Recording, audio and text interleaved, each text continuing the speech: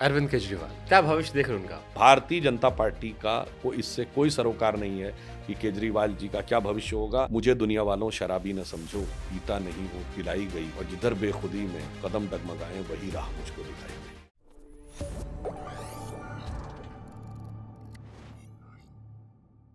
अरविंद केजरीवाल। मुझे दुनिया वालों शराबी न समझो, पीता नहीं हूँ पिलाई गई है, और जिधर बेखुदी में कदम डगमगाए वही राह मुझको दिखाई गई। फिर जेल जाएंगे वो?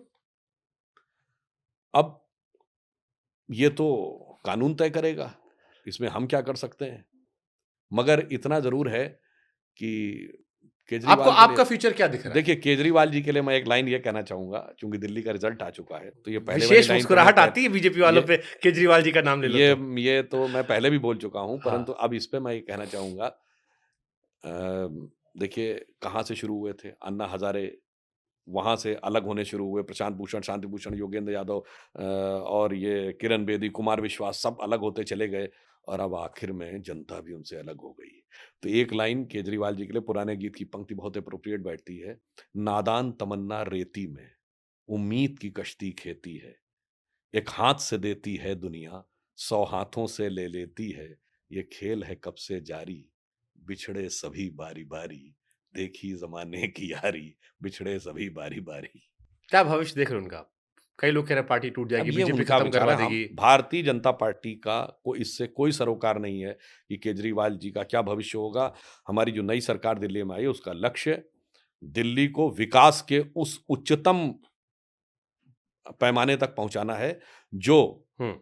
उभरते हुए भारत और विकसित भारत के राष्ट्रीय राजधानी क्षेत्र को होना चाहिए। ठीक है। हिंदू, हिंदुज्म, हिंदुत्व सब एक ही है? जैसे मनुष्य और मनुष्यत्व में कोई अंतर है क्या? पूछ रहे हैं हम आपसे नहीं क्योंकि तो आप ये बताइए, मनुष्य और मनुष्यत्व में कोई अंतर है? जो मनुष्य होगा उसी में मनुष्यत्व होगा, हम्म।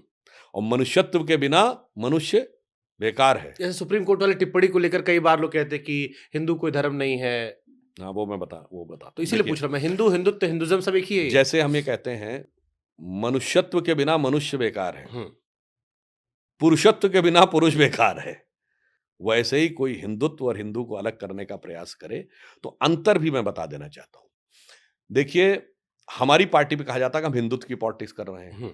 और जो चिर युवा नेता हैं वो कहते हैं कि वो हिंदू को समझते हैं, हिंदुत्व को नहीं समझते। हम्म। उनके लिए हिंदू सही है, हिंदुत्व गलत है। मैं बताना चाहता हूं, जब उनकी लंबे समय सरकार रही, 40-50 साल, तो भारत की ग्रोथ रेट कितनी होती थी? 2% के आसपास। उसे क्या कहा जाता था? Hindu growth rate. और रेट ऑफ इन्फ्लेशन कितनी रहती थी? 10, 12, 15, 16, 18। फॉरेन एक्सचेंज रिजर्व कितना रहता था? 2 बिलियन, 4 बिलियन, 5 बिलियन, 7 बिलियन। 1980 में 7 बिलियन, 1991 में 1 बिलियन। रुपए का 2 बार डिवैल्यूएशन, 67, 91 डिवैल्यूएशन। हम्म। अब हिंदुत्व समझने वालों की आई है, तो ग्रोथ रेट क्या है? बट रुपए की कीमत तो बढ़ 7 गई से सर। 8-8%। सुनिए, हम्म। रेट ऑफ इन्फ्लेशन अब डब्ल्यू होलसेल प्राइस इंडेक्स में 2.3 पे आ गई है।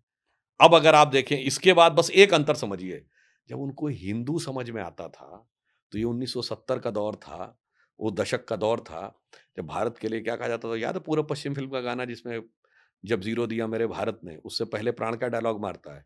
कहता है इंडिया का कंट्रीब्यूशन क्या है दुनिया में? India's contribution to the world is zero, zero and zero. ये उन लोगों की सरकार थी जो सिर्फ़ हिंदू समझते थे। आज इंटरनेशनल मॉनेटरी फंड की चीफ क्रिस्टिना जॉर्जिया कहती है, India's contribution to the global growth is going to be 15%, it is going to be maximum, and India is going to emerge as the growth engine of the but global ये तो growth. ये है जब हिंदुत्व समझने ये वाले technical होते हैं। बात हो गई। जो देसी आदमी, आम आदमी, वो सुनता है कि मोदी जी ने कहा था कि डॉलर के मुकाबले जब रुपया गिरता है तो प्रतिष्ठा गिरती है। अब इधर रुपया काफी गिरा है। हाँ, उसमें कारण क्या है कि वो लोग इस समय वर्ल्ड के पूरे पैरामीटर्स को समझ ही नहीं पा रहे हैं। हम्म। भारत तमाम करेंसीज के मुकाबले में मजबूत बेहतर स्थिति में है। भारत का रुपया यूरो के मुकाबले, स्टर्लिंग पाउंड के मुकाबले, चाइनीज करेंसी के मुकाबले, जापानीज येन के मुकाबले, ड्यूटिश मार्क के मुकाबले और डॉलर के मुकाबले जितनी करेंसीज डाउन गई हैं, उन सब में रुपया सबसे बेहतर स्थिति है। मगर डॉलर की अपनी एक अलग समस्या है। आज अमेरिका जिस चैलेंजेस से गुजर रहा है, मैं सिर्फ एक एग्जांपल देना चाहता हूं, कोई भी जाके चेक कर सकता है। 7 जून 2023 को यूएस कांग्रेस में डिस्कशन हुआ कि डी डॉलराइजेशन नहीं होना चाहिए। ये अमेरिका की अथॉरिटी के लिए चैलेंज है। डोनाल्ड ट्रंप ने भी कहा कि डी डॉलराइजेशन अगर होगा तो ब्रिक्स कंट्रीज पे हम ये कर देंगे, वो कर देंगे। मैं विनम्रता से पूछना चाहता हूं, इससे पहले कभी डी डॉलराइजेशन वर्ड सुना था? वर्ल्ड का डायनेमिक्स चेंज हो रहा है। आज हमारा सबसे बड़ा जो फॉरेन से निर्यात होता है वो पेट्रोलियम में होता है, जिसका एक बड़ा हिस्सा हम रशिया से ले रहे हैं, जो रूपी रूबल में ले रहे हैं। 8 देशों के साथ 7-8 देशों के साथ रुपए में वो हो रहा है, हमारा ट्रांज़ैक्शन हो रहा है। शायद बहुतों को नहीं पता हो, चीन का बहुत वो लोग गुणगान करते हैं ना, राहुल गांधी जी। उन्हें नहीं पता जब उनकी सरकार थी 2013 में तो चीन का 84% जो विदेशी व्यापार था वो डॉलर में था। अब चीन उसको 44% तक ले आया है। यानी डॉलर का प्रभाव कम हो रहा है और ये मैं हवा में नहीं बोल रहा हूँ।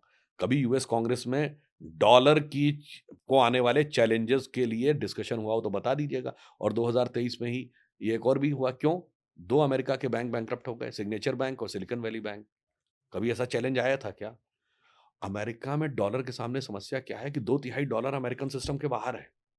उन्होंने 2023 में 2 बार अपनी वो बढ़ाई रेट ऑफ इंटरेस्ट ताकि डॉलर उनके पास आए। इस वजह से डॉलर का प्रभाव बढ़ता है। मगर आप खुद समझिए, आज अमेरिका के सामने देखिए, मैं इसलिए कह रहा हूं जरा इसको थोड़ा विचार करना चाहिए। जो कुछ अमेरिका स्टैंड ले रहा है, तो अगर देखा जाए तो जो ग्लोबलाइजेशन का प्रिमाइस था वो चेंज होता हुआ नजर आ रहा है। अब तो वो भी वही कहने लगा ना कि हम फर्स्ट। यूरोप कह रहा पहले अपनी चिंता करो, अमेरिका कह रहा है पहले अपनी चिंता करो। तो वो जो था ना कि हम ग्लोबलाइजेशन की तरफ जा रहे हैं, इसे एक आप ऐसे समझिए 91 में जब सोवियत संघ का विघटन हुआ और ऐसा लगा अमेरिकन सुप्रीमेसी स्टैब्लिश हो गई कि globalisation, market economy and democracy, now it is become the final order of the world. Now it is finally settled for all times to come in the history. तो Francis Fukuyama ने एक किताब लिखी, end of the history and the last man. उसमें एक line थी, now the West has proven that it is the best, now it is best for the rest to follow the waste.